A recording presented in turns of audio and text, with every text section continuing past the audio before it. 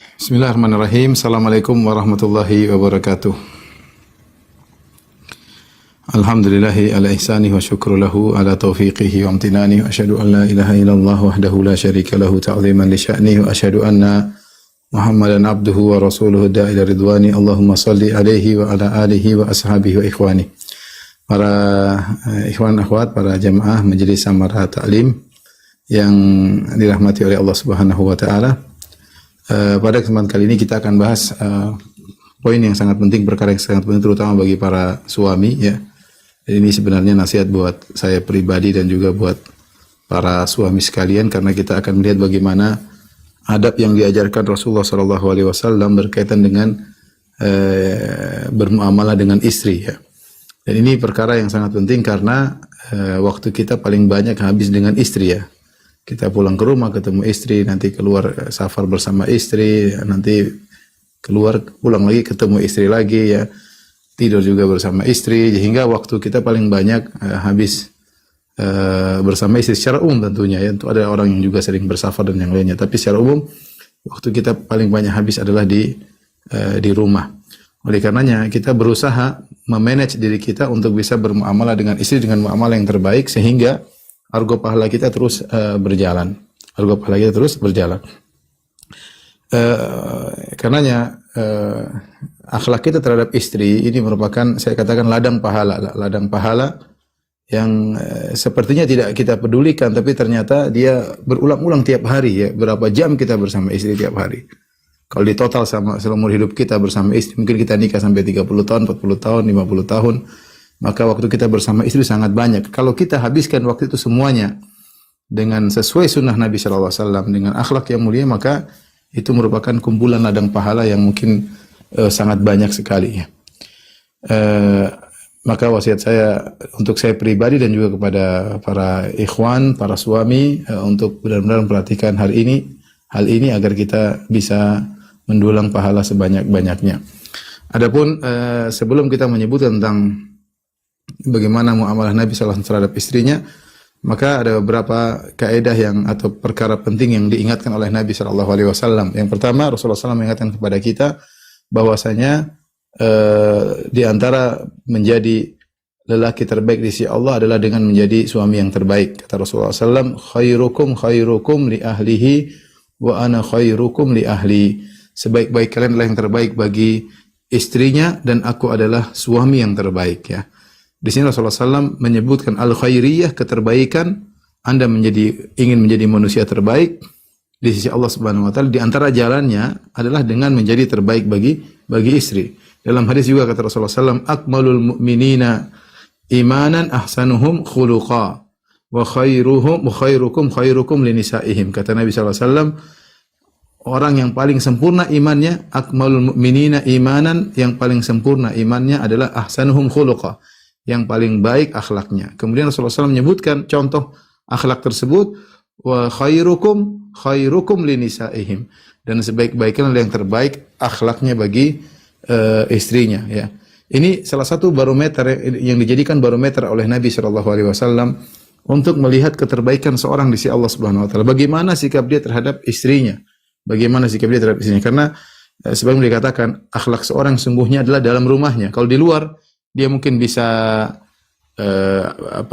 berbahasa basi, dia mungkin bisa bersandiwara seakan-akan dia seorang yang mulia, seorang yang lembut, seorang yang pemaaf dan yang lainnya, suka bercanda, menghargai. Tapi ketika di rumah tidak mungkin dia bisa bersandiwara terus di hadapan istrinya. Akhlaknya sesungguhnya adalah di rumahnya. Seorang di rumahnya ketahuan akhlaknya ya. Ketahuan luar dalamnya di rumahnya. Nah, kalau dia di rumahnya ternyata berakhlak mulia, berarti memang orang ini akhlaknya mulia, maka pantas untuk dijadikan barometer keterbaikan di sisi Allah dengan melihat bagaimana akhlaknya di rumahnya ya. Karenanya Al-Imam Malik rahimahullah pernah berkata, yajibu 'alal insan an yatahabbaba ila ahli darihi hatta yakuna ahabban nasi ilaihim.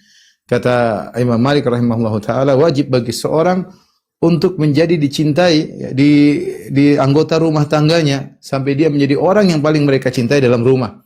Jadi jangan dia malah mencari keridhaan orang di luar sementara orang di rumah dia lupakan. Dan ini ada penyakit seperti ini, mencari keridhaan orang di luar sementara keridhaan orang di rumah diabaikan. Maka di antara hal yang penting adalah bagaimana kita bisa menyenangkan istri kita, menyenangkan anak-anak kita, ya.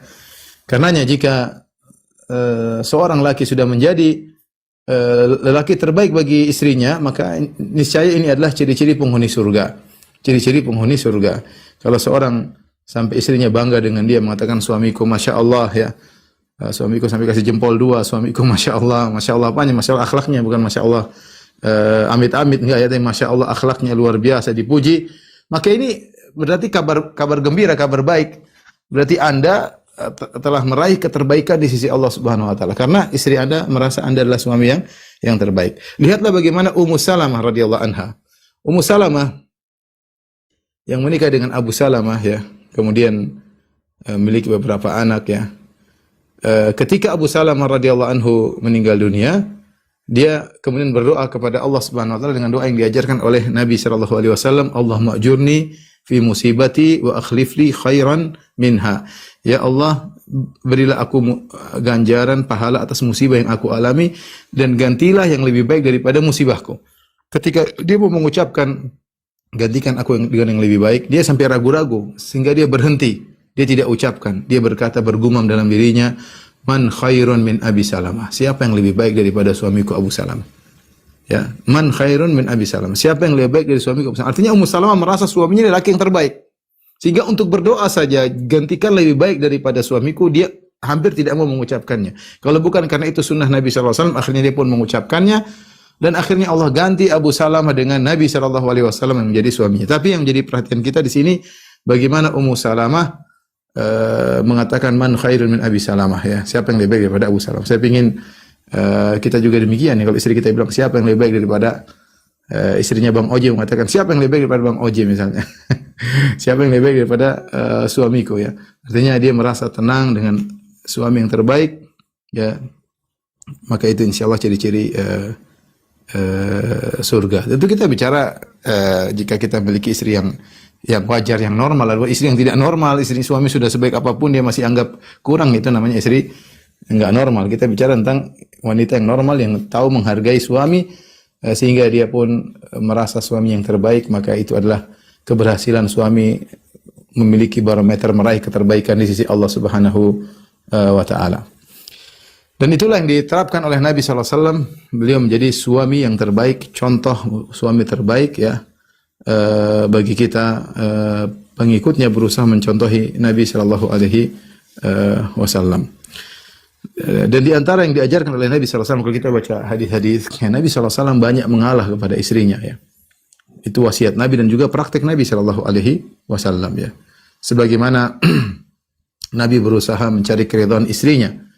Sampai Nabi pernah mengharamkan sesuatu gara-gara untuk menyenangkan istrinya. Yang Allah turunkan dalam surat At-Tahrim, kata Allah, ya ayuhan nabi lima tuharrimu ma ahallallahu laka tabtaghi mardata azwajik. Wahai Nabi, kenapa engkau mengharamkan madu yang Allah halalkan kepadamu dalam rangka mencari keridhaan istrimu, dalam rangka menyenangkan istrimu. Perhatikan di sini yang disalahkan oleh Allah Subhanahu wa taala bukan masalah menyenangkan istri, itu tidak jadi masalah. Yang jadi masalah adalah Nabi SAW ingin menyenangkan hati istrinya dengan menghalalkan madu untuknya. Itu yang ditegur oleh Allah Subhanahu Wa Taala. Sehingga kita mengambil dari ayat ini bahwasanya menyenangkan istri adalah ibadah. Karena itu kebiasaan Nabi Shallallahu Alaihi Wasallam. Dalam hadis juga disebutkan, ya taraddaha, Rasulullah SAW ingin menyenangkan Aisyah radhiyallahu taala anha, ya. Menyenangkan istri adalah hal yang dianjurkan. Tentu kembali kepada kemampuan suami. Oleh karena Rasulullah SAW mengalah dan beliau mengikuti jalannya kaum Ansar. Para sahabat, ada kaum Muhajirin, kaum Ansar. Dalam hadis disebutkan bagaimana Umar radhiyallahu anhu pernah berkata, "Kunna ma'syara Quraisyin qauman naglibu nisa'ana." Umar bercerita, kami kaum Quraisy dan Rasulullah adalah Quraisy. Rasulullah SAW adalah Quraisy. Kami kaum Quraisy adalah suatu kaum yang kami mendominasi istri-istri kami. Falamma qadimna ilal Madinah, tatkala kami datang ke kota Madinah, wajadna qauman yaglibuhum nisa'uhum. Kami dapati kaum yang kebalikan, justru wanita-wanita mereka, istri-istri mereka yang mendominasi suami-suaminya, itu kaum Ansar.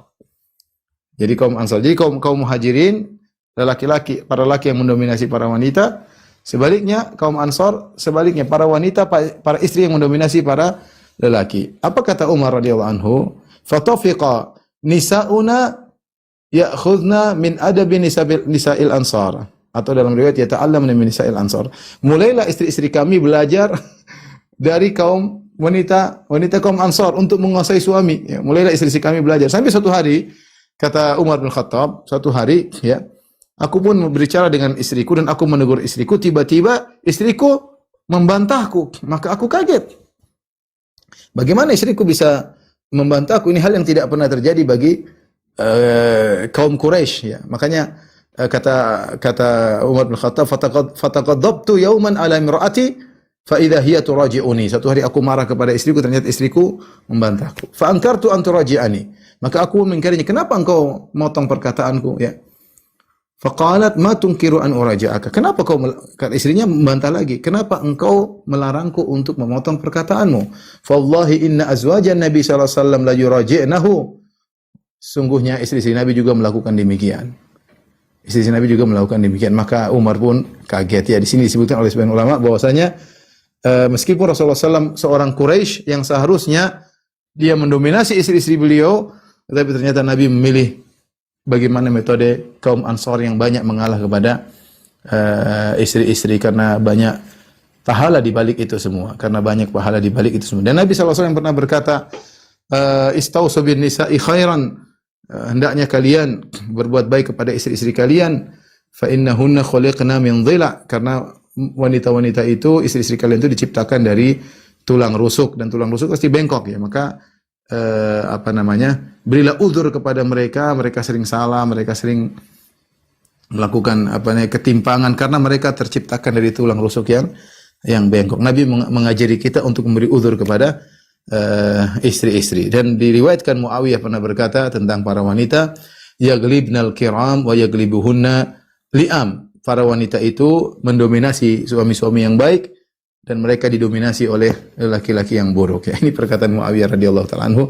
Ingin sampaikan di sini bahwasanya ketika kita lihat bagaimana kegiatan Nabi bersama istrinya, Nabi SAW tidak sedang memposisikan diri sebagai seorang guru terhadap murid yang harus taat, tidak. Padahal dia seorang Nabi SAW, ya. Dia kalau membentak itu hak dia. Dia kalau mau menceraikan itu hak dia. Dialah Rasulullah SAW, harus ditaati, harus dipatuhi. Tetapi ketika dalam rumah, dia tidak memposisikan dirinya sebagai guru terhadap murid, tapi dia memposisikan dirinya sebagai suami terhadap istri. Itu saya yang lihat dari hadis-hadis Nabi. Rasulullah SAW memposisikan dirinya sebagai seorang suami terhadap istrinya, yang suami seperti itu ya, mengalah sama istri. Terkadang istrinya marah, terkadang istrinya mengangkat suaranya, tapi Rasulullah SAW banyak mengalah ya. Kecuali dalam kondisi tertentu Rasulullah SAW kemudian marah, kemudian memboikot, mendiamkan mereka selama sebulan, akan ada mungkin kisahnya suatu saat. Tapi ini sebagai mukaddimah, bahwasanya seorang berusaha berakhlak mulia kepada istri sebagai bentuk ibadah kepada Allah Subhanahu wa taala. Itu butuh kesabaran. Butuh kesabaran ya. Kita ingat istri kita tercipta dari tulang rusuk yang bengkok ya. Kalau dia bengkok-bengkok ya wajar ya. Mau istri yang lurus ya sulit ya. Namanya wanita, kata Nabi SAW, tercipta dari tulang rusuk yang bengkok, maka kita harus beri uzur, harus banyak-banyak mengalah demi mendapatkan ganjaran besar di sisi Allah Subhanahu wa taala ya. Mau menjadi lelaki terbaik, maka jadilah suami yang terbaik. Ingin jadi lelaki terbaik di sisi Allah, jadilah suami yang terbaik di rumah. Tapi berikut ini beberapa akhlak Nabi sallallahu alaihi wasallam yang mungkin bisa disampaikan bagaimana sikap beliau terhadap istri-istri beliau. Di antaranya bagaimana akhlak Nabi ketika di rumah. Rasulullah sallallahu alaihi wasallam kalau masuk rumah, kana Nabi sallallahu alaihi wasallam idza dakhala al-bait bada'a bisiwak. Adalah Rasulullah sallallahu alaihi wasallam kalau masuk rumah yang pertama beliau lakukan adalah bersiwak, yaitu membersihkan mulut beliau. Dan ini tidak lain dilakukan oleh Nabi sallallahu alaihi wasallam kecuali agar menyenangkan istrinya. Kalau berbicara dengan istrinya, mulutnya segar, tidak mengeluarkan bau yang tidak enak. Dan Nabi sallallahu alaihi wasallam tidak suka kalau ada bau yang tidak enak dari tubuhnya. Karena Nabi sallallahu alaihi wasallam yashtaddu alaihi an yujada minhu rih. Adalah Nabi sallallahu alaihi wasallam tidak suka kalau tercium bau yang tidak enak dari tubuhnya. Makanya Rasulullah SAW fokus pada mulut. Kalau beliau pertama kali masuk rumah, yang beliau lakukan adalah bersiwak. Beliau juga kalau mau sholat bersiwak, kalau mau bermunajat kepada Rabbul Alamin, kepada Allah Subhanahu wa taala, beliau bersiwak. Demikian juga kalau ingin ngobrol sama istrinya, Rasulullah SAW bersiwak. Rasulullah SAW perhatian masalah ini. Ya, makanya ketika dalam satu hadis Rasulullah SAW ingin ditawarin seorang wanita, maka Rasulullah SAW mewasiatkan kepada salah seorang wanita, kalau tidak salah Ummu Sulaim atau Ummu Salamah. Rasulullah SAW mengatakan, Rasulullah SAW tidak bisa lihat langsung, tapi Rasulullah SAW sampaikan, unzuri ila urkubaiha wa syummi awaridhaha. Kata Nabi SAW, tolong cek perempuan tersebut yang ditawarkan untuk menikah dengan Nabi SAW, lihat bagian tumitnya, dan syummi awaridhaha, dan cium bagian mulutnya. Apakah ini Nabi mengecek tentang perhatian wanita tersebut terhadap kebersihan. Syummi awaridhaha, disuruh cium bagian mulut. Sebagaimana Nabi SAW ingin memiliki istri yang bersih, Nabi SAW juga perhatian. Beliau begitu masuk rumah, yang pertama beliau lakukan adalah bersiwak. Tidak lain agar bisa bertemu dengan istrinya dengan ngobrol yang enak ketika mulut tidak mengeluarkan bau yang tidak enak ya, tapi mengeluarkan bau yang segar. Kemudian ketika di rumah ya, sebagaimana perkataan Aisyah radhiyallahu taala anha, beliau mengatakan, kana basyaran minal basyari yafli thawbahu. Rasulullah SAW adalah seorang manusia seperti manusia-manusia yang lain, sebagaimana laki yang lain. Yafli thawbahu, bahkan beliau yafli thawbahu itu beliau menghilangkan kotoran yang ada di bajunya. Terkadang beliau ngurus baju beliau sendiri. Kan ada apakah ada kutunya atau apa, beliau bersihkan ya. Wa yahlubu syatahu, dan beliau memeras susu kambing sendiri. Wa yakhdumu nafsahu, dan beliau melayani diri beliau sendiri. Kemudian juga dalam hadis Aisyah pernah ditanya, makanan Nabi sallallahu alaihi wasallam yasna'u fi ahlihi, apa yang Rasulullah SAW kerjakan di rumah? Karena fi mihnati ahli, kata Aisyah radhiyallahu taala anha, Nabi sallallahu alaihi wasallam membantu pekerjaan istrinya. Fa idza hadaratis salat qama ila salat, kalau tegak salat Rasulullah SAW pergi meninggalkan pekerjaan kemudian menuju salat. Demikian juga Rasulullah SAW, Aisyah pernah ditanya, maka Rasulullah SAW ya'malu fi baiti, apa yang dikerjakan oleh Nabi ketika di rumahnya? Qalat kana yakhitu thawbahu, Rasulullah SAW dengan tawadhu dia menjahit bajunya sendiri ya. Wa yakhsifu na'lahu, dia memperbaiki sendalnya, kalau rusak dia perbaiki talinya. Wa ya'malu ma ya'malu rijal, dan dia melakukan apa yang dilakukan oleh para laki fi buyutihim, di rumah-rumah mereka. Ini di antara akhlak Nabi sallallahu alaihi wasallam ketika di rumah, juga sempat membantu istri dan juga melayani dirinya sendiri. Terkadang bajunya dijahit sendiri, terkadang dia perbaiki sendalnya sendiri. Padahal kalau Rasulullah SAW ingin perintah sangat mudah. Tapi demikian Rasulullah SAW akhlaknya luar biasa di rumah, tidak senantiasa memerintah istrinya untuk melakukan segala perkara. Terkadang beliau melakukan sendiri, terkadang beliau membantu istrinya. Ingat, kita sedang berbicara nasihat buat para lelaki ya. Jangan sampai para wanita dijadikan dalil untuk merongrong suami mereka ya. Saya tidak bermaksud demikian ya. Ada saatnya kita membahas bagaimana adab wanita terhadap suami, tapi sekarang saya sedang bahas bagaimana adab suami kepada istri yang seharusnya yang semakin menuju ke arah situ, itu yang terbaik sebagaimana dicontohkan oleh Nabi sallallahu alaihi wasallam. Kemudian contoh juga di antara akhlak Nabi sallallahu alaihi wasallam ya, dalam masalah ibadah, Rasulullah SAW meskipun beribadah dia tetap menunjukkan kasih sayangnya kepada istrinya. Contoh dalam hadis disebutkan Rasulullah SAW baca Al-Quran di pangkuan Aisyah radhiyallahu taala anha, sementara Aisyah dalam kondisi haid. Rasulullah SAW menyandarkan kepalanya di pangkuan Aisyah radhiyallahu anha sambil baca Quran meskipun Aisyah dalam kondisi haid. Ya, ini menunjukkan bahwasanya Rasulullah SAW perhatian sama istrinya, bahkan ketika sedang beribadah pun dia sempat tetap bisa menjaga kemesraan, tetap kasih sayang nampak. Dia tidak baca Quran mojok di sana atau mojok di sini ya, tapi tetap berdampingan dengan istrinya dan dia baca Al-Quran ya. Maka sungguh indah kalau bisa demikian ya. Bukan sebaliknya, duduk berdampingan dengan istri, yang satu main HP, yang satu main HP, sehingga tidak nyambung ya, tidak nyambung. Ini lihat bagaimana kemesraan Rasulullah SAW meletakkan kepalanya di pangkuan istrinya sambil baca Quran ya, sallallahu alaihi wasallam. Di antaranya Rasulullah SAW misalnya meskipun dia berpuasa, dia tetap mencium istrinya. Kata Aisyah radhiyallahu taala anha, kana Nabi sallallahu alaihi wasallam yuqabbiluni wa yubashiruni wa huwa sha'im, fa kana amlakakum li irbih. Kata Aisyah radhiyallahu anha adalah Nabi sallallahu alaihi wasallam menciumku dan mencumbuiku padahal dia sedang berpuasa. Namun dia adalah orang yang paling bisa menahan hasratnya. ya, yang paling bisa menahan hasratnya. Tapi bagaimana Rasulullah SAW meskipun puasa, dia tetap berusaha mencumbui Aisyah, artinya tetap menunjukkan kasih sayang. Sampai Aisyah mengatakan yuqabbiluni wa yubashiruni wa huwa shaim. Rasulullah SAW menciumku dan mencumbuiku. Mubasyarah itu lebih tinggi daripada sekedar mencium. Artinya ada rayuan-rayuan, tapi tidak lain untuk menunjukkan kasih sayang Nabi kepada istrinya. Meskipun dia berpuasa, dia tetap bisa bagaimana ingin menjaga hati istrinya. Istrinya tahu bahwasanya dia sangat sayang kepada istrinya, sehingga meskipun sedang berpuasa, tetap dia mencium Aisyah dan tetap dia menciumui Aisyah sekedar untuk menyenangkan hati Aisyah radhiyallahu taala anha. Kemudian di antara dalam Sunan Abi Daud disebutkan Nabi sallallahu alaihi wasallam sebelum pergi ke masjid, beliau mencium istrinya. Beliau mencium istrinya. Ini sunnah yang mungkin hampir-hampir tidak kita kerjakan, atau mungkin cuma dikerjakan di awal ketika baru bulan madu ya. Sekarang sudah bukan bulan madu lagi, sekarang bulan bawang ya. Sudah tidak dilakukan hal-hal tersebut. Ya, seharusnya seorang berusaha untuk tetap menjaga kemesraan. Rasulullah SAW Rasulullah sallallahu alaihi wasallam ketika mau ke masjid beliau mencium istrinya sallallahu alaihi wasallam. Kemudian juga Rasulullah sallallahu alaihi wasallam di malam-malam bulan Ramadan beliau juga mendatangi istrinya ya. Makanya ketika 10 hari terakhir saja baru Nabi sallallahu alaihi wasallam tidak mendatangi istrinya ya. Disebut dalam hadis kata Aisyah radhiyallahu taala anha, "Idza dakhala al-ashar shadda mi'zarahu." Rasulullah SAW kalau sudah masuk 10 hari terakhir, Rasulullah SAW mengencangkan sarungnya. Artinya Rasulullah SAW tidak menggauli istrinya. Kita pahami bahwasanya di hari-hari sebelumnya, meskipun Rasulullah SAW tahajud, meskipun Rasulullah SAW bulan Ramadan baca Quran, tetap saja dia menggauli istrinya, tetap menunjukkan kasih sayang kepada istrinya.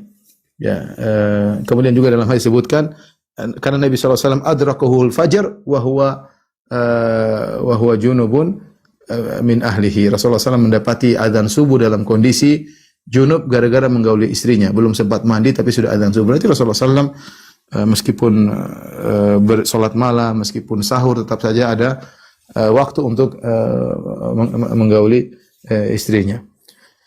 Kemudian di antara hal yang saya menakjubkan, saya pikir bagaimana sayangnya Rasulullah SAW kepada istrinya. Rasulullah SAW salat malam, dan kita Rasulullah SAW kalau salat malam sampai hatta tatawarram qadamah. Dalam riwayat hatta tatafattar qadamah. Rasulullah SAW salat sampai dua kaki beliau bengkak. Sampai dalam riwayat dalam kedua kaki beliau pecah-pecah. Tapi Rasulullah SAW tidak ngajak Aisyah untuk salat dengan dia. Rasulullah SAW salat panjang. Terkadang Rasulullah SAW salat depan Aisyah dalam kondisi tidur. Rasulullah biarkan. Nanti ketika Rasulullah hendak witir, baru Rasulullah SAW bangunkan Aisyah. Artinya dia tahu bahwasanya wanita tidak sekuat lelaki. Mungkin ada kesibukan banyak di siang hari, sehingga Rasulullah hanya bangunkan Aisyah untuk salat witir. Ya, tidak diajak sejak dari malam untuk beribadah. Karena tadi Rasulullah tahu wanita punya kekurangan ya, tidak harus salat bersama Nabi sallallahu alaihi wasallam dengan berjam-jam ya. Tidak maksa, kamu kok istrinya Nabi kok enggak begitu, kok tidur saja, enggak juga ya. Rasulullah SAW biarkan saja waktunya witir, baru Rasulullah SAW bangun ke Aisyah untuk apa?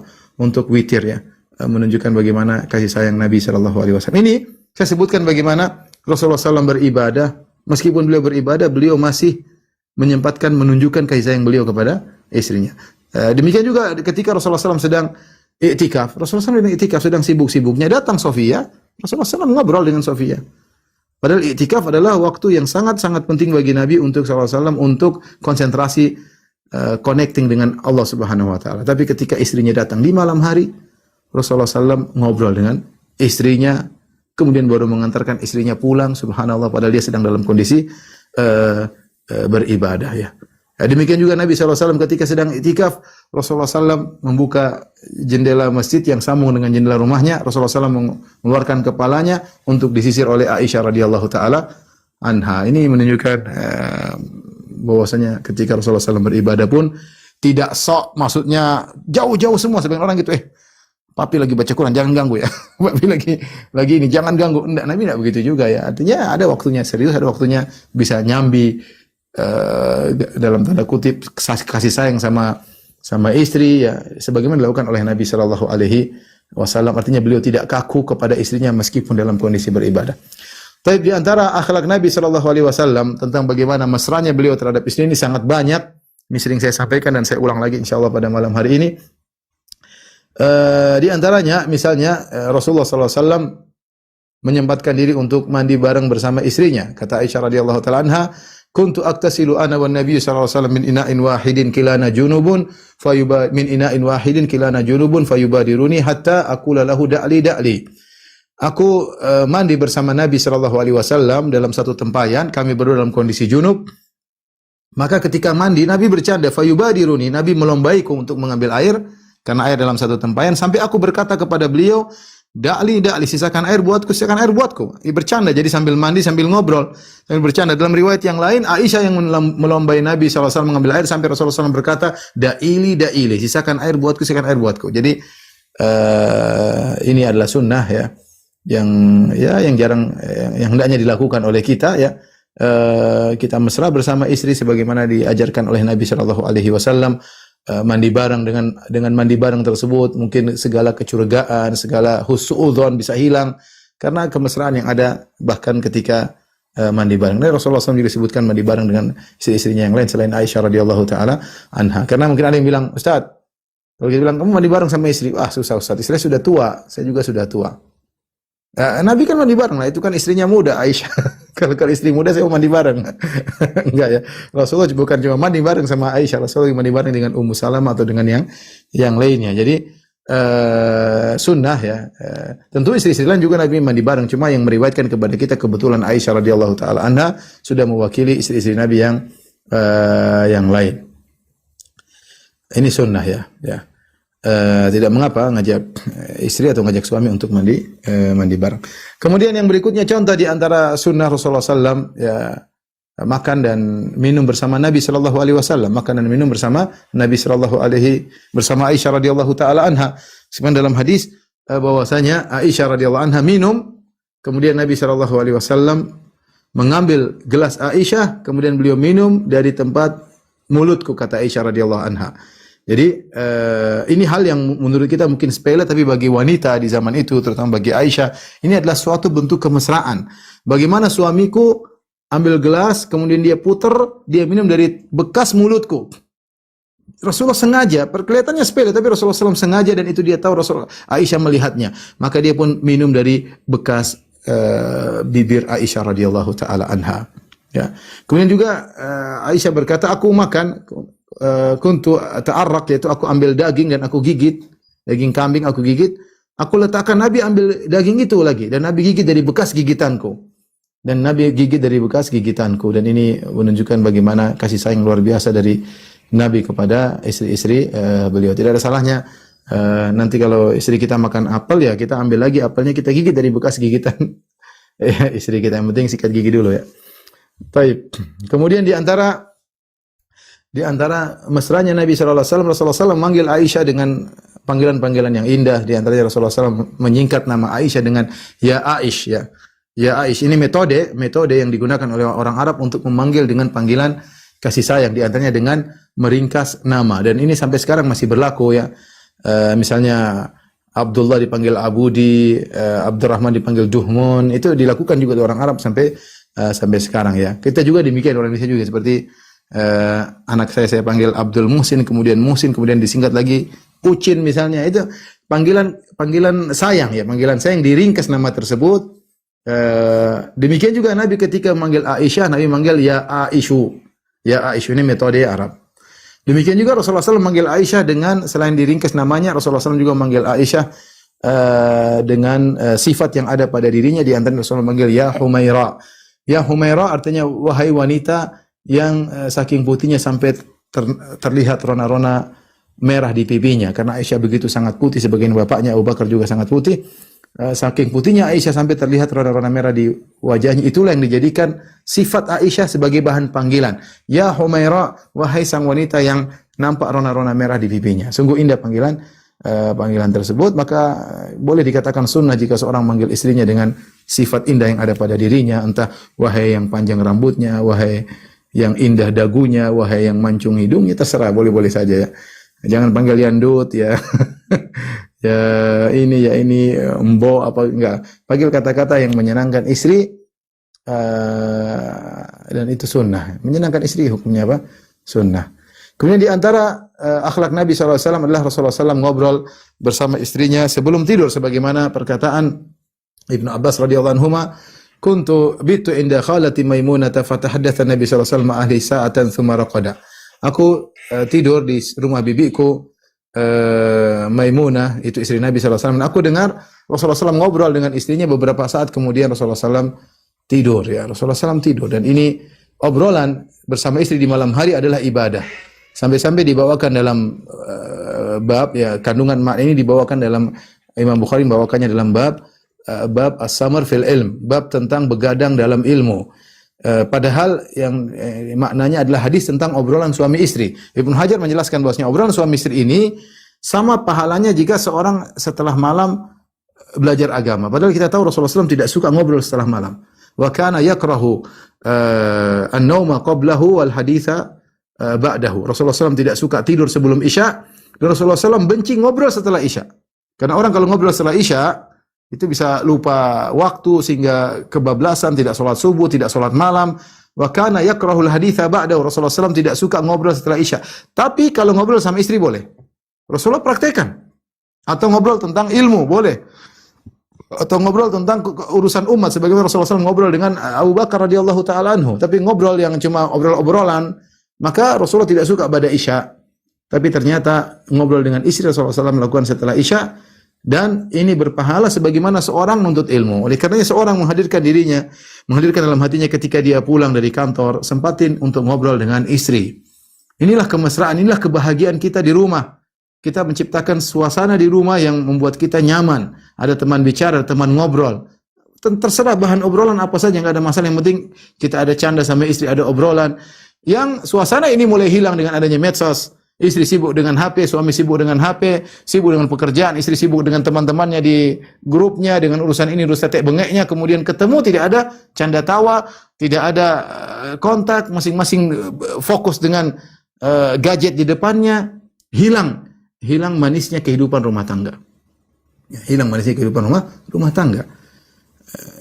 Maka kerjakan sunnah Nabi sallallahu alaihi wasallam, ngobrol dengan istri, ngobrol yang nyambung, jangan obrolan yang bikin keributan. Ya, jangan ngobrol masalah politik lah, jangan ngobrol yang menyenangkan, yang enak, dan sehingga seorang laki merasa nyaman untuk bisa ngobrol sama istri juga merasa nyaman bisa ngobrol dengan suaminya, ya. Dan ini perlu dilakukan oleh para laki, ya. Ya, cuma kalau sudah ngobrol juga ingat waktu, ya, ada waktunya tidur ya tidur, ya, jangan sampai kebablasan ngobrol 1 jam 2 jam, akhirnya sang suami tidak bisa bangun subuh. Kemudian di antara mesranya Nabi SAW, Nabi mendengar cerita yang disampaikan oleh Aisyah. Ini sudah pernah saya sampaikan hadis tentang Ummu Zara, hadis yang panjang, ya, diriwayatkan oleh Imam Bukhari, ya, di mana Rasulullah SAW mendengar cerita Aisyah tentang 11 wanita, ya. Jalasat ihda asyra imra'atan fatahaddatsna fata'aqadna, bagaimana 11 wanita berkumpul kemudian mereka berjanji untuk membongkar seluruh rahasia-rahasia suami mereka. Aisyah cerita itu, wanita pertama, wanita kedua, wanita ketiga, wanita keempat, Rasulullah dengar. Wanita kelima, wanita keenam, sampai wanita ke-11. Dengan bahasa yang sangat tinggi dari Aisyah radhiyallahu taala, Rasulullah paham. Kemudian Rasulullah SAW mengomentari sampai pada wanita 11 Ummu Zara, kemudian Rasulullah SAW mengatakan, "Kuntu laki ka Abi Zari' li Ummu Zara illa anni lam utallik." Nabi komentari, kata Nabi, aku terhadap engkau wahai Aisyah seperti Abu Zara terhadap Ummu Zara, hanya saja aku tidak menceraikan. Abu Zara menceraikan Ummu Zara, aku tidak menceraikan engkau. Kata Aisyah, engkau lebih baik daripada Abu Zara. Tapi intinya Rasulullah SAW mendengarkan obrolan istrinya, kemudian mendengar dengan saksama, bukan tidak seperti sebagian orang, istrinya ngobrol dia main HP, atau suaminya ngobrol istrinya main HP. Tidak fokus, ya. Ada sesuatu yang penting dia tinggalkan, sibuk dengan hal yang tidak penting. Oleh karenanya lihat bagaimana Nabi SAW mendengarkan cerita dari Aisyah radhiyallahu taala anha, kemudian Rasulullah SAW juga nyambut, bukan cuma dengar terus udah tidur. Enggak, Rasulullah dengar, Rasulullah SAW juga komentari. Kemudian di antara mesranya Nabi sallallahu alaihi wasallam, Nabi sallallahu alaihi wasallam perhatian sama istri-istrinya. Setiap pada asar Rasulullah SAW pergi menjenguk istri-istrinya satu persatu, wahidatan Rasulullah SAW datangi satu persatu. Fayadunu minhunna, Rasulullah SAW dekati, dalam riwayat min ghairi masisin, tanpa digauli, tapi Rasulullah SAW dekati, ngobrol, cumbui. Kemudian Rasulullah sampai di rumah yang memang dapat jatah nginap, ya. Ini di antara mesranya Nabi sallallahu alaihi wasallam ketika bersama istrinya.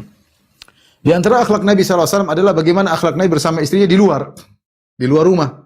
Kalau tadi dalam rumah, sekarang bagaimana di luar rumah. Rasulullah SAW tidak segan-segan untuk menunjukkan bagaimana kasih sayang kepada istrinya meskipun di luar rumah.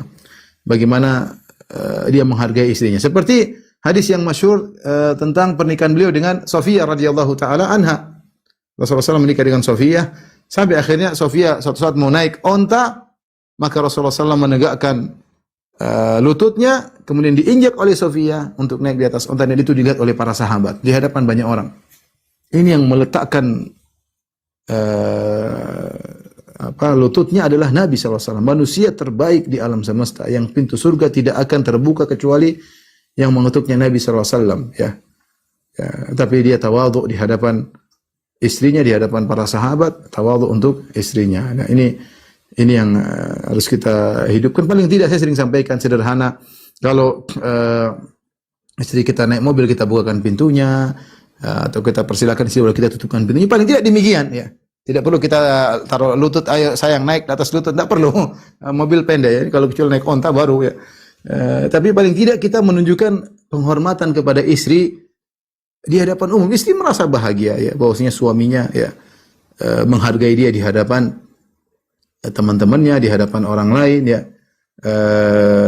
Dan ini adalah akhlak Nabi sallallahu alaihi wasallam. Contoh juga ya, bagaimana saya sebutkan Rasulullah SAW ngobrol dengan Sofiyah di masjid ketika sedang iktikaf. Tentu sahabat lihat dan sahabat meriwayatkan. Tapi Rasulullah SAW ngobrol dengan Sofiyah di masjid. Setelah itu dia keluar ngantar Sofiyah ke rumahnya. Ya, dilihat oleh para sahabat bagaimana Rasulullah SAW memuliakan istrinya. Contoh lagi, Rasulullah SAW kalau bersafar selalu bawa istri. Selalu bawa istri dalam safar apapun, bahkan dalam peperangan Rasulullah SAW bawa istri. Karena istri beliau banyak, maka Rasulullah SAW bikin undian. Siapa yang keluar namanya, ikut Nabi SAW bersafar. Nah, kalau antum istri cuma satu, enggak usah pakai undian ya. Undian keluarnya namanya itu keluar terus. Cuma digoyang cuma satu ya. Kamu lagi. Ya udah bawa aja. Selama bisa kita bawa istri, kalau memungkinkan, itu sunnahnya demikian.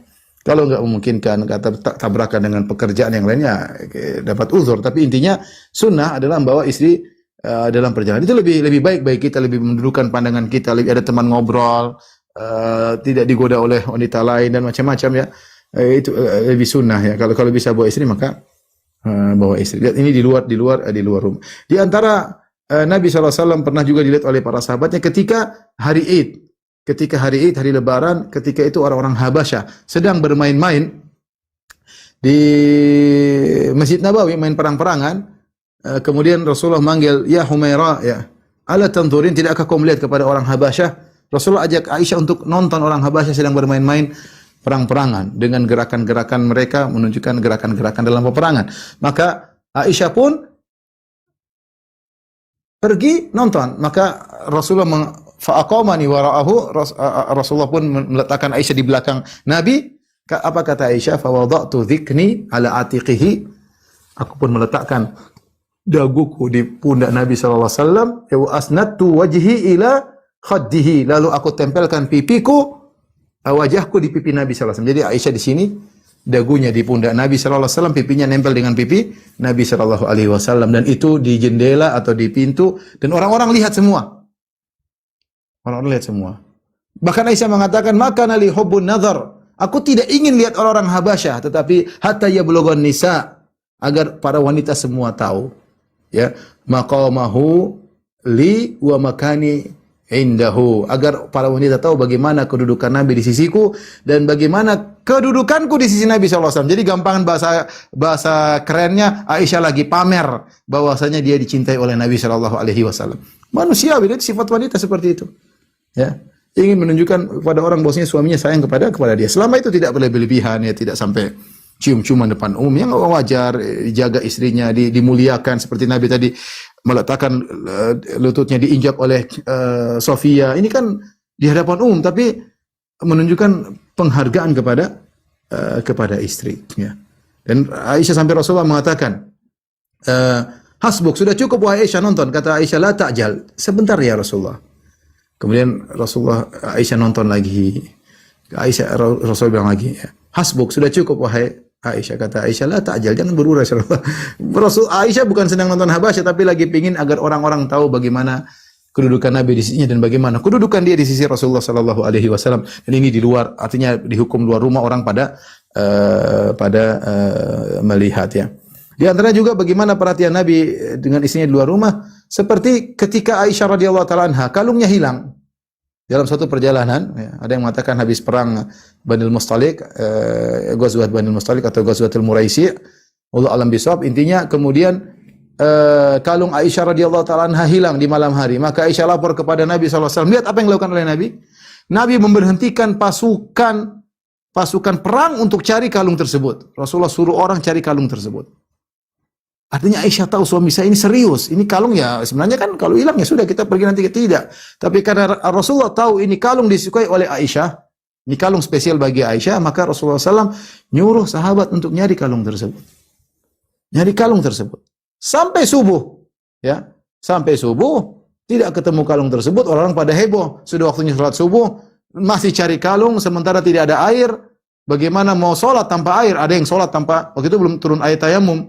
Sehingga ada yang sholat tanpa wudu. Mereka langsung sholat karena uzur. Ya. Ternyata setelah itu turun ayat tayamum. Falam tajidu ma'an fatayammamu sa'idan thayyiba. Kalau kalian tidak dapat air maka bertayamumlah. Akhirnya para sahabat ngerti inilah keberkahan Aisyah radhiyallahu taala anha. Ma hiya bi awwali barakatikum ya ala Abi Bakar.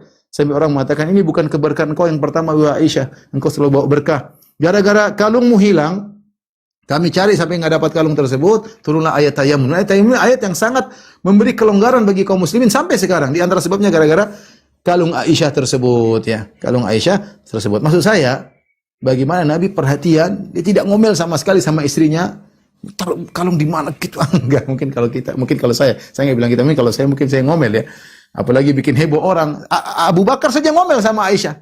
Abu Bakar sambil menekan perutnya. Abu Bakar marah. Bikin repot orang tuh, gampangnya demikian. Tapi Nabi tidak marah, Nabi tenang, Nabi hadapi Aisyah radhiyallahu taala anha. Kemudian di antara ini bagaimana Nabi menunjukkan perhatian dia kepada istrinya di luar di hadapan umum. Semua bayangkan, semua orang suruh nyari kalung istrinya. Heboh atau tidak heboh, ya. Tapi demikianlah, memang sayang istri mau diapain. Rasulullah sallallahu alaihi wasallam juga di antaranya ketika di luar mengajak Aisyah untuk lomba lari, ya. Ketika Rasulullah SAW bersama Aisyah dalam suatu safar, kata Aisyah radhiyallahu taala anha, kuntu ma'a Nabi sallallahu alaihi wasallam fi ba'dhi safar wa kuntu jariyatan ya la ahmilu lahm wa lam abdun. Ketika itu aku masihlah gadis remaja dan aku kurus dan aku tidak gemuk. Kemudian Rasulullah SAW berkata kepada para sahabat, taqaddamu wahai para sahabat, kalian jalan duluan. Lagi pulang peperangan atau mau pergi pulang peperangan. Kata Rasulullah, kalian jalan duluan. Setelah para sahabat jalan duluan, kata Rasulullah, ya Aisyah, ta'alai hatta usabiqaki. Mari kita lomba lari. Maka akhirnya Rasulullah SAW lari dengan Aisyah. Ternyata Aisyah menang karena Aisyah remaja, masih muda, kemudian kurus. Rasulullah kalah lah. Rasulullah udah tua, Rasulullah kalah. Berjalan dengan waktu,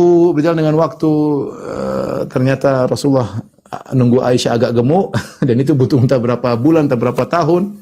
Rasulullah tidak lupa dengan kekalahannya ketika itu. Suatu hari mereka sedang safar, Aisyah mungkin sudah lupa. Ketika sedang safar, Rasulullah mengulangi apa yang pernah dilakukan. Dia bilang kepada para sahabat, taqaddamu, kalian jalan di luar. Ketika mereka jalan di luar, maka kemudian Rasulullah SAW mengatakan, wahai Aisyah, kemari kita lomba lari. Kemudian Rasulullah SAW lomba lari, Rasulullah SAW menang karena Aisyah sudah juga agak gemuk. Maka kata Nabi SAW, hadhihi bitilk, ini sebagai balasan kekalahan saya waktu dulu, artinya satu sama ya, satu sama. Dan subhanallah itu menunjukkan romantisnya Nabi SAW. Mengingat suatu keindahan, namanya lomba lari sama istri itu suatu hal yang menyenangkan, suatu hal yang perlu diingat, ya, bermain-main, bercanda, ya, dan itu di luar rumah dilakukan oleh Nabi Shallallahu Alaihi Wasallam. Tapi yang terakhir mungkin yang sampaikan juga tentang bagaimana sikap Nabi ketika terjadi cekcok dengan istrinya, ya, cekcok dengan istrinya. Ini namanya kehidupan rumah tangga, pasti ada ketidakcocokan, dan itu terjadi dalam baitun nubuwah, terjadi dalam keluarga Nabi Shallallahu Alaihi Wasallam. Yang jelas Nabi tidak pernah mukul sama sekali. Ya, Rasulullah tidak pernah mukul seorang wanita pun. Rasulullah SAW tidak pernah. Ya, kata Rasulullah SAW, khiyarukum la yadrib. Ya, sebagian sahabat ada yang mukul istrinya. Kata Nabi, yang sebaik-baik kalian tidak mukul. Seorang sebisa mungkin tidak mukul istrinya. Ya, sebisa mungkin ya. Nasihat ya. Tapi meskipun boleh dalam syariat kalau memang berlebihan, istri dikasihati tidak mau dengar, diboikot tidak mau berubah, malah boleh dipukul, tentunya dorban ghair mubarrih, pukulan yang tidak memberi bekas, ya, pukulan untuk mendidik bukan untuk membinasakan, ya. Tetapi yang terbaik adalah tidak memukul. Sebagaimana Rasulullah SAW tidak pernah memukul istrinya meskipun dalam kondisi apapun. Kemudian Rasulullah SAW berusaha mengalah. Seperti kejadian ketika dari hadis Anas bin Malik radhiyallahu anhu, ketika Rasulullah SAW bersama sebagian sahabat ada menerima tamu, tiba-tiba ada kiriman makanan, ada yang mengatakan dari Sofia, ada yang mengatakan dari Ummu Salamah. Makanan tersebut masuk ke rumah Aisyah dan Aisyah cemburu. Ini acara keluarga dia. Kenapa ada pembantu dari rumah sebelah bawa makanan? Kenapa ada pembantu dari rumah sebelah bawa makanan? Maka Aisyah pun pukul tangan pembantu tersebut. Akhirnya jatuhlah piring, pecah, makanan berhamburan. Ini kondisi tidak menyenangkan, ada tamu, kemudian Aisyah cemburu, kemudian piring pecah. Tapi Rasulullah SAW sama sekali tidak marah. Tidak ada jengkel sedikit sama sekali. Menunjukkan bagaimana Rasulullah luar biasa. Karena dia tahu bahwasanya Aisyah cemburu, marah, salah bertingkah karena cemburu, karena saking sayang kepada dia. Bagaimana dia marah kepada seorang wanita yang salah bertingkah karena saking sayang kepada dia. Ya. Maka Rasulullah hanya berkata ke hadapan para sahabat, kulu, makan. Jangan pedulikan ini. Silakan lanjutkan makan kalian. Gharat ummukum. Adapun Aisyah, itu ibunda kalian sedang cemburu. Artinya Rasulullah SAW bela kesalahan Aisyah. Aisyah ini salah. Dan dia adalah ibunda kalian. Yang kedua, karena dia cemburu. Bukan karena keburukan jiwanya. Bukan karena temperamental. Bukan karena dia sedang cemburu. Sehingga para sahabat ketika mendengar selesai urusan. Rasulullah mengatakan, makan, kulu. Silakan makan. Nggak usah mikirin ini. Gharat ummukum. Saya Rasulullah ulangi 2 kali. 2 atau 3 kali. Ibunda kalian sedang cemburu. Ibunda kalian sedang. Artinya Rasulullah SAW memberi uzur kepada istrinya di hadapan para sahabat. Sebagaimana adapun sebagian kita ketika kalau istri kita melakukan hal tersebut di depan umum, mungkin kita sedang emosi, kita merasa tidak hargai, setan masuk buat kita ngomel-ngomel dan yang. Tapi Rasulullah SAW tidak demikian. Demikian juga Rasulullah SAW pernah ada masalah dengan Aisyah. Dalam hadis istadzana Abu Bakar minta izin ketemu Nabi di rumah Aisyah. Tatkala dia masuk, fasami'a Aisyata rafi'atan sautaha. Tiba-tiba Abu Bakar mendengar putrinya Aisyah ngangkat suara di hadapan Nabi. Oh, Abu Bakar tahu bagaimana sayangnya kepada Nabi, bagaimana cintanya kepada Nabi, bagaimana hormatnya kepada Nabi. Putrinya ngangkat suara di hadapan Nabi. Maka Abu Bakar langsung masuk dan dia marah kepada Aisyah. Dia mengatakan, "Ya binata Ummi Ruman." Ummu Ruman itu istrinya Abu Bakar, ibunya Aisyah. Dia mengatakan, dia tidak mengatakan wahai putriku, bahkan dia bilang wahai putri istriku, gampangnya demikian ya. Wahai putri, disebutkan nama istrinya. Ya binata Ummi Ruman, wahai putri istriku, bukan putriku, putri sekarang lagi marah ya. Ya. Atarfa'ina sautaka ala Rasulullah SAW, kau ngangkat suaramu di atas hadapan Rasulullah SAW. Kemudian Abu Bakar ingin beri pelajaran kepada Aisyah. Fahala bainahuma, maka Rasulullah SAW masuk di antara kedua menghalang Abu Bakar. Rasulullah menghalang Abu Bakar. Aisyah ketakutan bersembunyi di belakang Rasulullah. Rasulullah tahan Abu Bakar jangan sampai mukul atau jangan sampai nyakiti putri istrinya. Maka Aisyah berlindung di bawah belakang Nabi. Padahal ketika masuk Aisyah lagi angkat suara di hadapan Nabi. Tapi Rasulullah tidak marah. Rasulullah tenang aja. Abu Bakar kemudian dihadang oleh Nabi. Akhirnya Abu Bakar pergi. Setelah Abu Bakar pergi, kemudian Rasulullah SAW langsung merubah suasana. Kata Rasulullah SAW, "Anqadhtuki minar rajul." Ya. Wahai Aisyah, aku telah menyelamatkan engkau dari laki tadi. Langsung bisa Rasulullah SAW bisa bercanda ketika itu. Artinya aku telah menyelamatkan engkau wahai Aisyah. Ya enggak usah angkat suara lagi. Tadi hampir kau digampar atau dipukul oleh bapakmu. Anqadhtuki minar rajul. Aku telah selamatkan engkau dari sang lelaki tersebut. Suatu hari kemudian Abu Bakar datang lagi, minta izin dia mendengar candaan tertawa antara Nabi dengan Aisyah. Maka Abu Bakar berkata, "Asyrikani fi silmikuma kama asyraktumani fi harbikuma." Yang artinya kata Abu Bakar, wahai Rasulullah dan Aisyah, sertakanlah aku dalam perdamaian kalian sebagaimana aku telah ikut dalam peperangan kalian sebelumnya. Abu Bakar juga bercanda. Jadi seorang mengatur hati ketika ada masalah dengan istri tidak harus dendam. Lihat Rasulullah bisa merubah suasana. Dari sini lagi marah-marah bisa berubah tidak marah-marah. Itu seorang harus bersabar karena Allah Subhanahu wa taala ya. Sekali lagi saya ingatkan, namanya wanita tercipta dari tulang rusuk, pasti bengkok, enggak mungkin lurus ya. Kalau lurus bukan wanita. Maka kita harus sadar, kita harus punya banyak kesabaran untuk menghadapi para wanita dan kita sabar karena Allah Subhanahu wa taala. Di antara metode Nabi sallallahu alaihi wasallam menasihati istrinya ketika permasalahan sudah selesai. Dalam satu hadis Rasulullah SAW pernah berkata kepada Aisyah ketika mereka sudah tidak bertengkar, lagi tidak ada masalah. Rasulullah SAW mengatakan, "Inni la a'lamu idza kunti anni radiyatan wa idza kunti alayya ghadba." Kata Rasulullah, "Wahai Aisyah, saya sungguh tahu. Kamu kalau lagi marah sama saya, lagi ngambek, kalau lagi enggak ngambek." Ini menunjukkan Aisyah seringnya menahan kalau dia ada masalah, dia ngambek, dia diem. Dia tidak angkat suara. Angkat suara terkadang ya. Tapi makanya Rasulullah berkata, saya tahu, benar-benar tahu kapan kamu lagi ngambek, kapan lagi kamu lagi senang sama saya, kapan kamu lagi ngambek sama saya. Kata Aisyah, bagaimana kau tahu? Kata Rasulullah, idza kunta radiyatan anni, kalau kau lagi senang sama aku, kau bilang la wa rabbi Muhammad. Kalau kau bersumpah, kau mengatakan demi Robnya Muhammad. Tapi kalau kau lagi marah sama saya, kau bilang la wa rabbi Ibrahim, demi Robnya Ibrahim. Kalau kau lagi marah, sumpahnya kau rubah demi Robnya Ibrahim. Maka Aisyah berkata, ya Rasulullah, la ahjuru illa ismak, saya hanya mendiamkan namamu, tapi engkau kan tidak. Artinya meskipun saya ngambek, saya tetap dekat dengan engkau, cuma saya ketika sumpah tidak menyebut namamu. Saya bilang Rabbi Ibrahim, bukan Rabbi Muhammad. Ini dalil bahwasanya bagus kalau ada masalah dengan istri, kita ngobrol setelah, bukan lagi genting, lagi rame, enggak, tapi setelah itu kita ngobrol, canda, dan itu lebih masuk kepada pikiran mereka berdua, suami istri tersebut, ketika berbicara dalam kondisi dingin, bukan dalam kondisi tegang. Inilah segelintir kecil ya dari akhlak Nabi SAW terhadap istri. Itu masih banyak sekali ya. Kalau kita membacakan hadis-hadis yang dibawakan oleh Syekh Abdul Razak, sangat banyak sekali. Tapi ini segelintir kecil ya. Di antara yang menakjubkan, Syekh Abdul Razak menyebutkan di akhir bagaimana Rasulullah SAW meskipun istrinya sudah meninggal, dia tetap perhatian. Di antara buktinya adalah Khadijah radhiyallahu anha.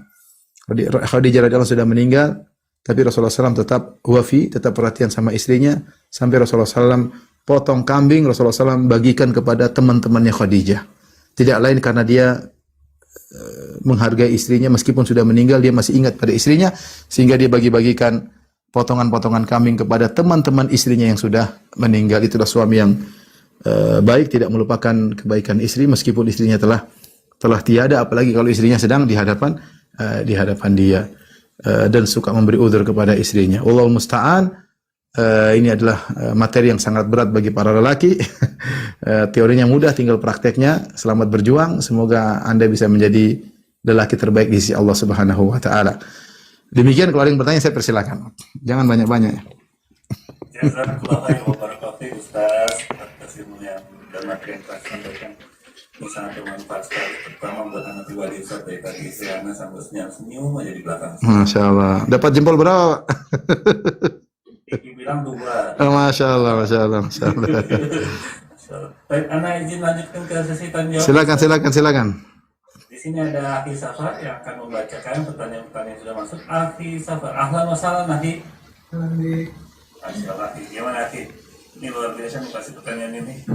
Ada lagi? Seru-seru nih Ustaz ya. Bismillah. Assalamualaikum Ustaz. Waalaikumsalam warahmatullahi wabarakatuh. Ahlan. Izin bacakan dan sortir nih pertanyaannya Ustaz. Iya. Jangan yang memojokkan ya, jangan memojokkan. Pilih yang tidak memojokkan.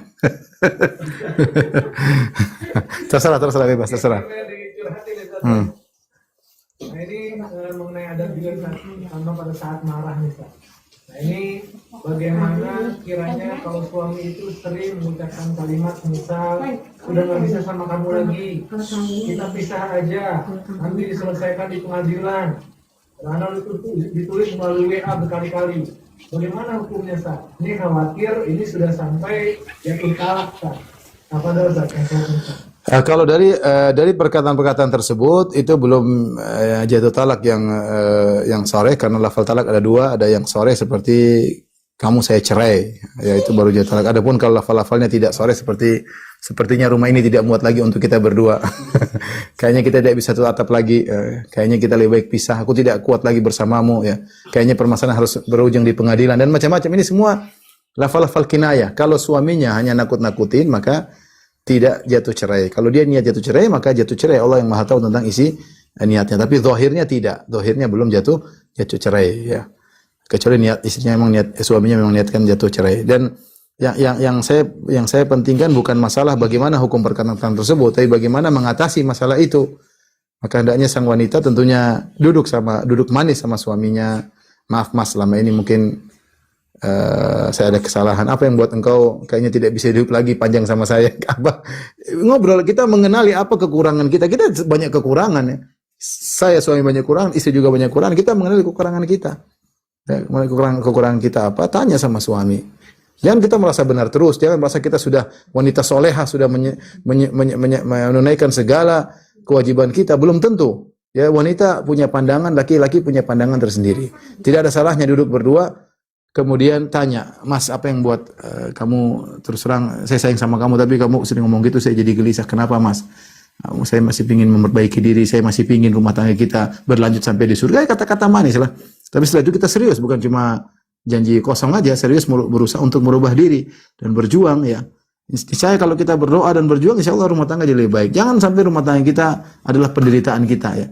Penderitaan berumah tangga 20 tahun isinya penderitaan selama 20 tahun. Kita ingin 20 tahun itu isinya kebahagiaan. Ada pernak-pernik, ada masalah, itu biasa, tapi jangan mendominasi. Wallahu a'lam bishawab. Selanjutnya, bagaimana hukumnya jika suami bekerja, tapi uangnya itu yang pegang ibunya, alias mertuanya. Ini dikarenakan mereka masih tinggal satu rumah dengan orang tua si suami tadi, hingga segala kebutuhannya disediakan, tapi ibu mertuanya ini tidak kompromi dulu dengan si sang istri, gitu. Dan suaminya pun nggak bisa berbuat apa-apa. Nah kalau seperti ini, bagaimana tindakan istri tadi? Menurut saya istrinya sabar, tetapi harus punya rencana planning ke depan. Kita tinggal sendiri, dan itu sunnahnya seperti itu, tidak gabung sama mama, tidak gabung sama papa, kita punya rumah sendiri.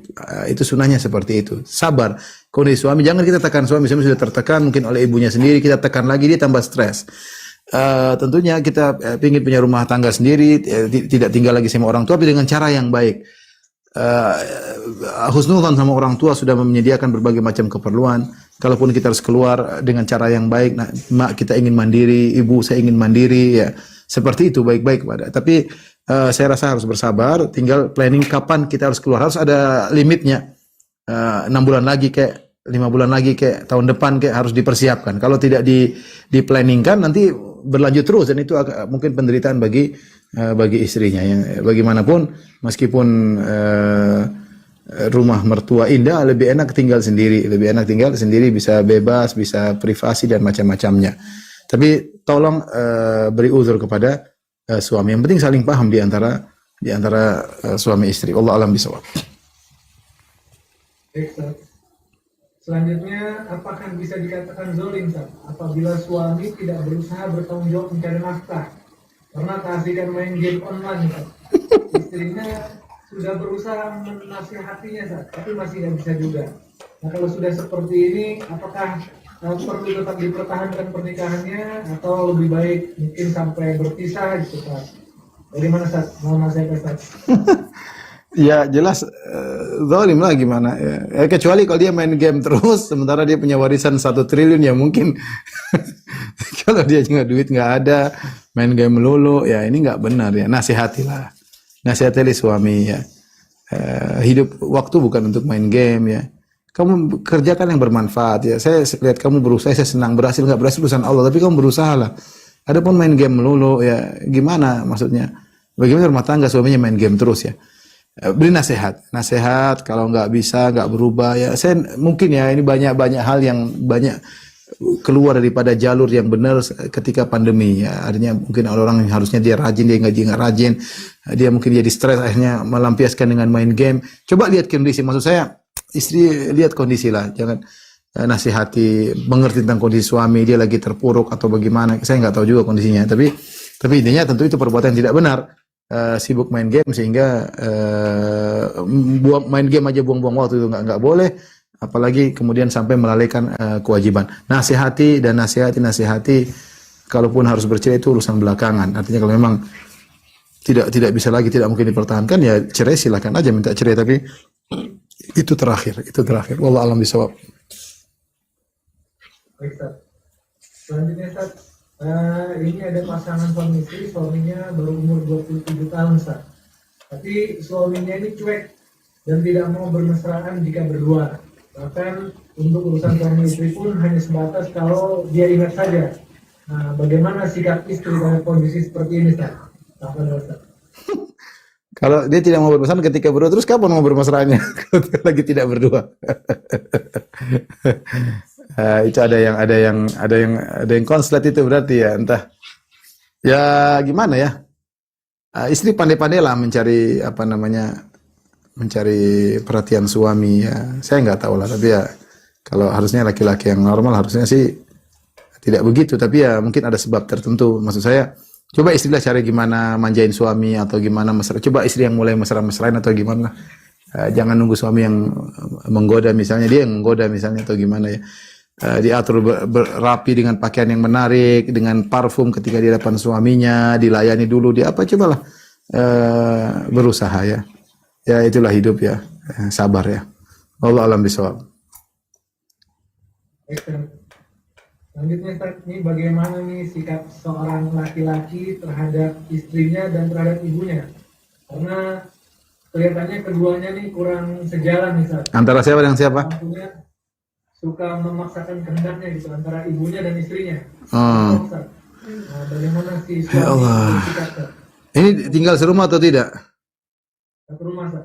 Itu memang masalah banyak. Memang saya dapat banyak masalah ketika mertua tinggal sama menantu perempuan, banyak sekali ya. Makanya tidak bisa dipaksakan. Memang kita dalam satu sisi lelaki ingin berbakti sama ibunya, tapi dia jangan mengorbankan istrinya karena memang sulit. Kita mau menyatukan satu rumah ya, cara pandang berbeda ya.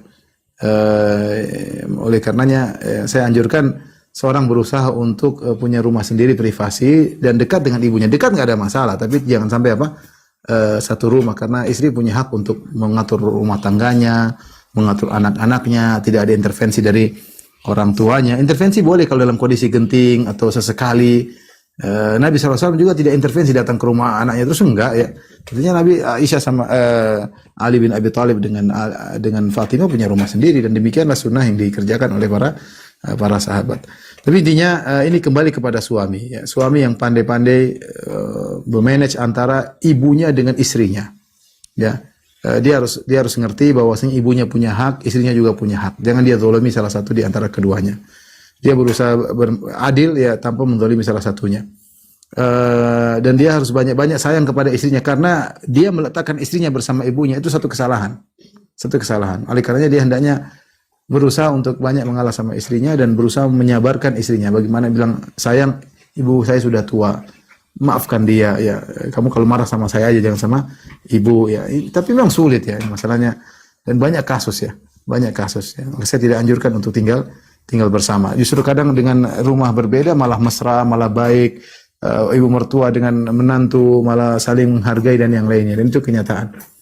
Allah alam bisawab. Mungkin pertanyaan berapa lagi? Alhamdulillah banyak Ustaz. Dua lagi. Baik Ustaz. Nah, selanjutnya Ustaz, apakah boleh jika suami istri mengatakan di depan jenazah suaminya bahwa dia bersaksi suaminya itu termasuk orang yang baik gitu Ustaz? Ini kan suka begitu Ustaz ya, apa jenazah yang baik. Ini boleh nggak istri mengatakan dia suami saya orang baik di hadapan jenazah suaminya Ustaz? Saya nggak tahu ada sunnah seperti itu. Dan ini baik nggak? Saya nggak tahu ada sunnahnya. Ya kalau ditanya ya dia bilang baik, nggak ada masalah. Iya, suami saya baik ya. Ya. Kalau dia nggak jawab juga nggak apa-apa. Ya. Tidak harus dia jawab. Tapi kalau ditanya dia jawab dan itu benar, nggak ada masalah ya. Cuma apakah sunnah kita menyuruh orang untuk persaksikan? Karena saya pernah hadir jenazah disuruh persaksikan ini baik. Saya nggak kenal gimana saya bilang dia baik. Ya. Kalau secara spontan orang-orang memuji itu lain cerita. Tapi kita maksa orang untuk bersaksi baik, khawatirnya seorang akhirnya berbohong, akhirnya terpaksa seperti itu ya. Tapi kalau dalam hadis disebutkan spontan bahwasanya ada jenazah lewat kemudian orang memujinya, maka kata Nabi wajabat ya, bahwasanya dia wajib masuk surga. Kenapa? Antum syuhadaullahi fil ard, kalian adalah saksi Allah di muka bumi. Jadi kalau orang muji-muji dia, insya Allah ini orang baik, jenazah baik. Ya, Allah alam bisawab. Yang terakhir.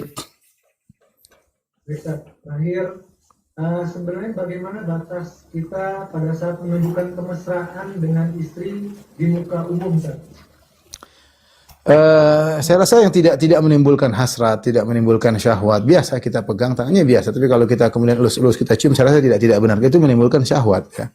Apalagi sampai terbuka aurat dari istri kita ya. Tapi kalau kita pegang seperti tadi kita buka pintu dia masuk kan nggak ada masalah seperti itu. Intinya kita mesra, kita hormati ya. Lagi jalan mungkin ada apa yang kita pindahkan dari depan dia sehingga dia jalan dengan tenang misalnya. Itu contoh kita menunjukkan pemuliaan terhadap istri di depan umum tanpa harus perbuatan-perbuatan yang menimbulkan syahwat atau menggerakkan syahwat. Saya rasa kalau hanya menggandeng tangan kalau di tempat kita mungkin nggak ada masalah. Tapi kalau lebih daripada itu mungkin masalah ya. Artinya kita pegang istri kita biasalah seperti di sini juga biasa ya. Mungkin itu tidak apa-apa karena kembali kepada urf masyarakat ya. Beda kalau memeluk, mencium itu sudah tidak wajar. Itu tentu bisa menimbulkan sesuatu yang buruk dalam menimbulkan hasrat atau yang lainnya. Wallahu a'lam bishawab. Demikian saja majelis taklim Samara yang dirahmati Allah Subhanahu wa taala. Semoga pertemuan kita diberkahi oleh Allah Subhanahu wa taala, menambah ketakwaan kita kepada Allah dan semoga kita bisa mempraktikkan apa yang sudah kita dengar sedikit demi sedikit. Wabillahi taufiq wal hidayah. Assalamualaikum warahmatullahi wabarakatuh.